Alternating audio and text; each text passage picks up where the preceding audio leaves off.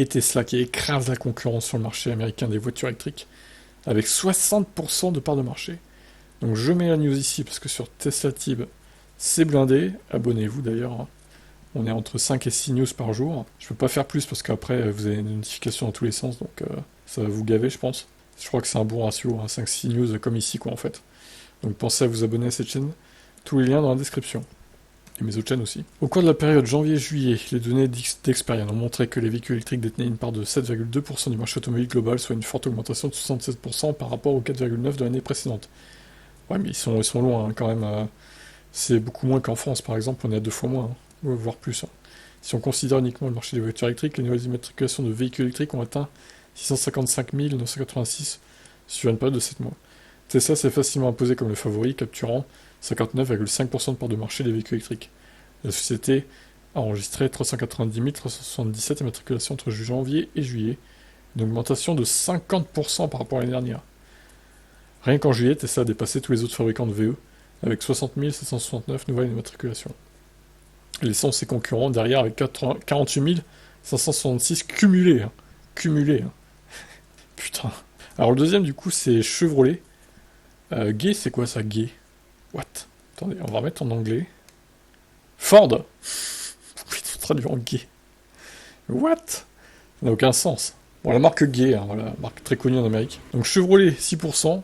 Ford, 5,2%. Hyundai, qui arrive 4ème, 4,3%. BMW 5 devant Mercedes, Volkswagen, Rivian, qui a 9ème et 10 Audi. Voilà, on adore les traductions hein, de Google Chrome. Donc là, en fait, c'est très simple, c'est quasiment x10. En fait, les immatriculations de Chevrolet qui est deuxième et Tesla qui est premier. Ah ouais, d'accord, ok, bon bah super. Ils se font littéralement atomiser en fait, c'est même incroyable quoi. Alors on a le modèle Y premier, 236 000 immatriculations, un chiffre plus du double de ce qui était au cours de la même période de l'année dernière. Le modèle 3 a également connu de fortes ventes, avec une augmentation de 21%, 131 381 unités. Pendant ce temps, le modèle SCX a connu une baisse de 51 et 14%. Ouais, bon, évidemment, le modèle SCX, compliqué quoi. Hein.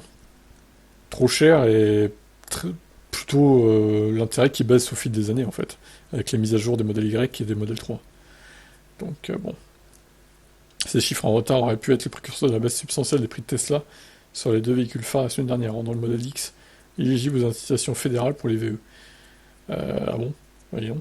Chevrolet s'est assuré la deuxième place du marché avec 39 647 immatriculations, grâce aux Bolt EV et EUV, forcément, les moins chers. Ford a remporté la troisième place, bénéficiant de ses fourgons commerciaux Mustang, Mach-E et F-150 Lightning et e-Transit 350. Le F-150 était le pick-up EV le plus vendu avec 11 883 immatriculations, suivi du Rivian R1T 7611. Ça sera intéressant de voir où se place le Cybertruck quand les ventes seront officiellement lancées avec un bon rythme, parce que là, bon, s'ils en créent un par jour, ça va pas aller vite, hein, les ventes.